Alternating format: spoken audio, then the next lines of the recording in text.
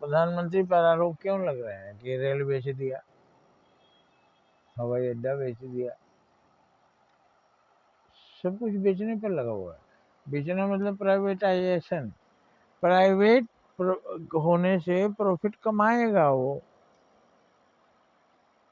Private कभी सस्ता नहीं होता, चाहे स्कूल हो चाहे अस्पताल हो। अब कहेंगे बेस्ट दवा देगा, देगा, लेकिन इलाज ही नहीं लोग करवा पाएंगे। जब बेच देने नहीं, सब सरकार का रखी है, सरकार की यही सब तो ताकत है। आपके जब दूसरों को बेच देंगे ये लोग आपके विरोध चलेंगे, आपके विरोधी का साथ दे देंगे। अभी तो आप मुस्लिम से परेशान है कि मुस्लिम भाजपा के विरोधी वोट देते हैं, तो अभी आपको सोचना था कि मुस्लिम भाइयों को आपस में कैसे मिले, क्योंकि मुसलमान हम बाहरी नहीं मानते, मुसलमान तो सब हिंदू थे पहले के, इस देश के निवासी हैं, पहले के हिंदू हैं, मुसलमान आज हो गए, तो अपने ही भाई का विरोध कर रहे हैं। वो जो दूरी जिन्होंने बढ़ाई शैतानों ने, हम वो दूरी को कम करेंगे, हम फरिश्ता बनेंगे।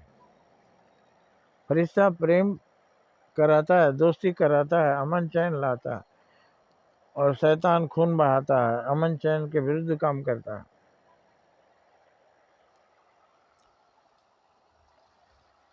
तो आप पर ये आरोप क्यों लग रहे हैं? आप पर आज तक कोई भ्रष्टाचार का आरोप नहीं लगा, तो ये भी तो भ्रष्टाचार ही है। और आपका नजरिया सही है तो पब्लिक को विश्वास में लेकर कीजिए। जब नोटबंदी हुआ था तो आपने पब्लिक को विश्वास में लिया था और पब्लिक ने आपका साथ दिया था, नहीं तो आपको विरोधी तो खा जाते। तो खुदा मेहरबान तो गधा पहलवान। जनता जिस पर मेहरबान हो जाती है वो पहलवान है, और आप पर जनता ही मेहरबान हुई है कि एक सीट से आप संसद में बहुमत में आ गए।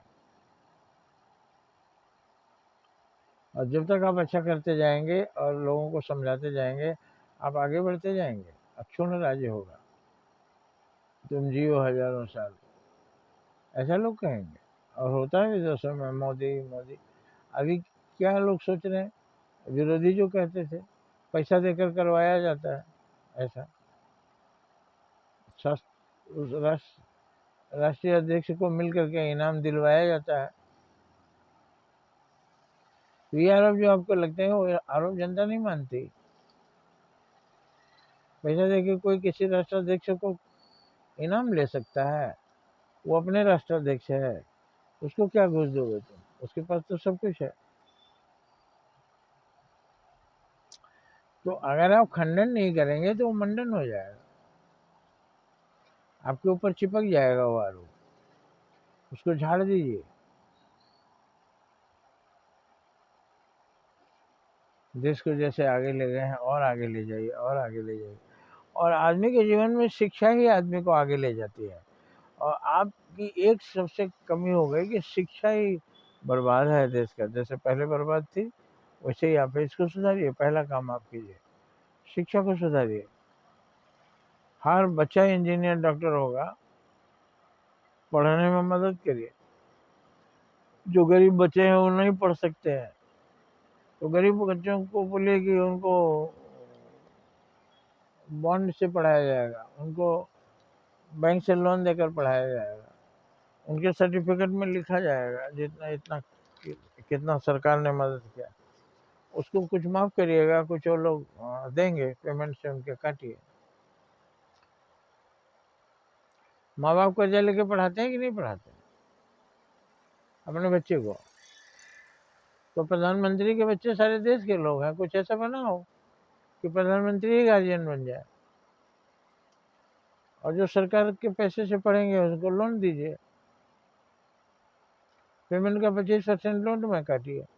सब तैयार हैं, 25% लोन का देंगे, लेकिन वो रोड में चाय बेचना पकौड़ी बेचना वो नहीं चाहते हैं। अब पकौड़ी वाले भी लाइन के लाइन, अगर हजारों पकौड़ी की दुकान लग जाए तो आपका देश कैसे तरक्की हुआ? पाकिस्तान से आगे आप क्यों हैं?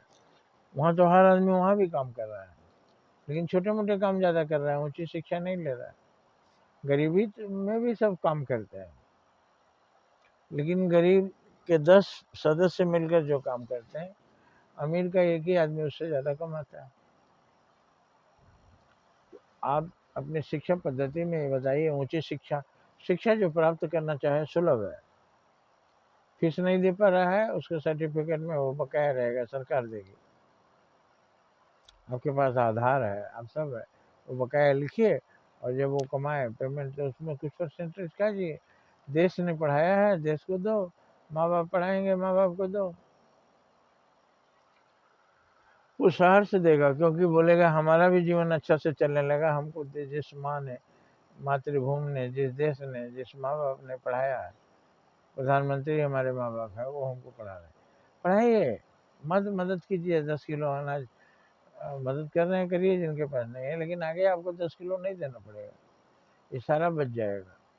जब लोग योग्य बनेंगे, पढ़े लिखे बनेंगे और अच्छा कमाएंगे, तब उनको चावल गेहूँ नहीं चाहिए 20 किलो। जय हिंद, जय भारत।